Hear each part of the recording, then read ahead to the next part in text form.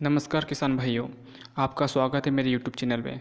आज मैं आपको ICAR के निर्देशन में मक्के की खेती के बारे में बताऊंगा। मक्के की खेती के बारे में बताने से पहले आप अगर मेरे YouTube चैनल पर नए हों तो मेरे चैनल को सब्सक्राइब कर लीजिए, बेल आइकन को दबा दीजिए ताकि मेरे नए वीडियो आपको मिलते रहे और आपको नई नई जानकारियाँ मिलते रहे। तो चलते हैं हम अपनी वीडियो की ओर। आज मैं आपको मक्के की खेती के बारे में 12 बिंदु के ऊपर ICAR के अकॉर्डिंग बताऊंगा कि मक्के की खेती कैसे करते हैं। मैं आपको मक्के की खेती के इन 12 बिंदुओं पर मैं आपको डिस्क्राइब करूंगा। हमको मक्के की खेती के लिए किस प्रकार की सोइल चाहिए, कितना pH चाहिए और हमें सीड रेट कितना रखना है और हमें सीड का ट्रीटमेंट किस केमिकल से करना है। कल्टीवेशन वर्क में हमको जो प्लगिंग करेंगे हम वो कितनी करना है और हमको प्लांट से प्लांट की दूरी और लाइन से लाइन की दूरी कितनी रखनी है और प्लांट पॉपुलेशन कितनी होगी हमारी 1 एकड़ में। इन सब के बारे में आपको बताऊंगा। मक्के की खेती के लिए दोमट बालू से लेकर चिकनी मिट्टी तथा विभिन्न प्रकार की काली मिट्टी में सफलतापूर्वक उगाया जा सकता है तथा उच्च जल धारण क्षमता वाली अच्छी कार्बनिक पदार्थ वाली मिट्टी को अच्छा माना जाता है तथा उच्च उत्पादकता के लिए हमें pH 6.5 से 7 के बीच में अच्छा माना गया है। मक्के की खेती के लिए उचित जल निकास वाली मिट्टी का ही चयन करना चाहिए। अब किसान भाइयों, हम बात करेंगे मक्के की बुआई का समय। अब मक्के की बुआई का समय, मक्के को हम तीनों ऋतुओं में खरीफ, रबी और बसंत तीनों ऋतुओं में सफलतापूर्वक उगा सकते हैं। मक्का को हम खरीफ मौसम में जून जुलाई मंथ में, रबी मौसम में हम अक्टूबर मंथ में और बसंत ऋतु में हम इसको फरवरी मंथ में सफलतापूर्वक बुआई कर सकते हैं। मक्के की खेती इंडिया में 80% खरीफ मौसम में की जाती है और बाकी 20% बसंत और रबी ऋतु में की जाती है। अब हम बात करेंगे मक्के की बीज दर। मक्के की बीज दर डिपेंड करती है बीज हम किस कंपनी का और किस क्वालिटी का लगा रहे हैं। कभी हम हाइब्रिड सीड लगाएंगे तो हमको 6 kg प्रति एकड़ सफिशेंट हो जाएगा और कभी हम देसी लगा रहे हैं तो हमको 6 से 8 kg प्रति एकड़ की ज़रूरत पड़ेगी। हमें जो बीज लेना है वो अच्छी क्वालिटी वाला लेना है और अच्छी कंपनी का लेना है ताकि वो उसका जो जर्मिनेशन परसेंटेज है वो अच्छा हो और हमको कम सीड की मात्रा लगे। किसान भाइयों, आप लोग सब जानते हैं कि किसान जो पुराना रखा हुआ बीज है वही उसका उपयोग कर लेता है, जिससे कि उसको बीज की मात्रा भी ज़्यादा लगती है और जो उत्पादन है वो भी कम आता है। तो किसान को सर्टिफाइड सीड का ही यूज़ करना चाहिए ताकि वो उसकी जो उत्पादन क्षमता है वो अच्छी रहे और उसके जो जर्मिनेशन परसेंटेज है वो भी अच्छा रहे, ताकि किसान को कम बीज की मात्रा लगे और अच्छा उत्पादन हो। इसलिए किसान को जहाँ तक ज़रूरी हो उसको सर्टिफाइड सीड का ही यूज़ करना चाहिए। हमारा बीज सिलेक्शन करने के बाद में दूसरा मुख्य कार्य है कि हमको बीज का ट्रीटमेंट करना ज़रूरी है। बीज उपचार करना इसलिए ज़रूरी है, हालांकि जो बीज हमको जो मिलता है मार्केट में वो बीज उपचारित मिलता है, बट हमें स्वयं भी एक बार बीज उपचार करना है, क्योंकि मार्केट में जो बीज उपचार होता है वो शायद अच्छा हुआ हो या ना हुआ हो। इसलिए हमें अच्छे उत्पादन लेने के लिए हमें स्वयं भी एक बार बीज उपचार करना ज़रूरी है। तो हमें बीज उपचार करने के लिए हमें कैप्टान या थायरम 2 ग्राम प्रति केजी बीज के हिसाब से लेते हैं। कैप्टान और थायरम हम विभिन्न प्रकार की बीमारियों के लिए इसका यूज़ करते हैं ट्रीटमेंट में, तथा कीटों के नुकसान से बचाव के लिए हमें इमिडाक्लोप्राइड का 2 ml पर लीटर वाटर के हिसाब से इसका उपयोग करते हैं। ये तो हमारा हो गया बीज उपचार। इसको बीज उपचार करने के बाद में हवादार और छायादार स्थान पर फैला देते हैं और उसको 3 से 4 घंटे सूखने देते हैं। उसके बाद में हम इसकी बुआई करते हैं। किसान भाइयों, अब हम बात कर लेते हैं मक्के की खेती के लिए फर्टिलाइज़र तथा खाद की।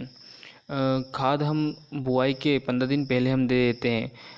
मक्के की खेती के लिए हमें 2 से 3 टन प्रति एकड़ के हिसाब से गोबर की खाद अच्छी तरीके से खेत में फैला देते हैं और मिला देते हैं और उसे 15 दिन तक छोड़ देते हैं खेत में।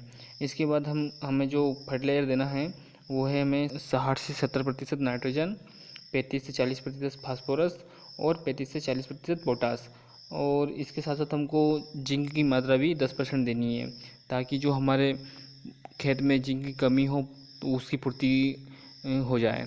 अब डिपेंड करता है कि आपको किस माध्यम से खाद देना, फर्टिलाइज़र देना है। नाइट्रोजन को आपको यूरिया से देना है या डीएपी से देना है, ये आप पे डिपेंड करता है, जिसके लिए आप यूरिया, डीएपी और म्यूरेट ऑफ पोटाश का यूज़ कर सकते हो। मक्के की खेती करने में किसानों के सामने जो सबसे बड़ी समस्या जो आती है वो खरपतवार नियंत्रण की है, क्योंकि खरपतवार नियंत्रण कभी नहीं होता है। 35% हमारा जो उत्पादन है वो कम हो जाता है, और एक बिक्री का जो उत्पादन है 35% जो कम होता है वो खरपतवार से ही होता है। कभी हम खरपतवार का अच्छी तरीके से मैनेजमेंट ना करें तो हमारा जो 35% लॉस है वो खरपतवार से ही हो जाएगा। इसके लिए हमें प्री इमरजेंस और पोस्ट इमरजेंस दोनों प्रकार के खरपतवार नाशी का उपयोग करना चाहिए। अब हमारा जो प्री इमरजेंस है उसके लिए हम एट्राजिन का यूज़ कर सकते हैं। मक्का के खेत में विभिन्न प्रकार के खरपतवार पाए जाते हैं, जिसके नियंत्रण के लिए हम विभिन्न प्रकार के खरपतवार नाशी का उपयोग कर हम इनका कंट्रोल कर सकते हैं, जिनमें से एट्राजिन को हम 400 से 600 ग्राम प्रति एकड़ के हिसाब से 250 लीटर पानी में सॉल्यूशन बनाकर छिड़काव करते हैं, तथा इसी प्रकार हम एलाक्लोर का 1 से 1.5 किलोग्राम प्रति एकड़ के हिसाब से, तथा मेटाक्लोर को हम 600 से 800 ग्राम प्रति एकड़ और पेंडामेथिलिन को 400 से 600 ग्राम प्रति एकड़ के हिसाब से हम 250 लीटर पानी में सॉल्यूशन बनाकर छिड़काव करते हैं, तथा स्प्रे करने के बाद हमें 1 से 2 निराई गुड़ाई की भी ज़रूरत पड़ती है, ताकि जो हमारा पौधे के पास में सॉइल एरिएशन हो वो ठीक प्रकार से हो और उनकी जड़ों को फैलने के लिए जगह मिल जाए, ताकि हमारा जो पौधा है और पौधे की पैदावार है वो अच्छी तरीके से हो सके। इसलिए ज़रूरी है कि खरपतवार नाशी का स्प्रे करने के बाद भी हमें 1 से 2 निराई गुड़ाई की भी आवश्यकता होती है मक्के के खेत में।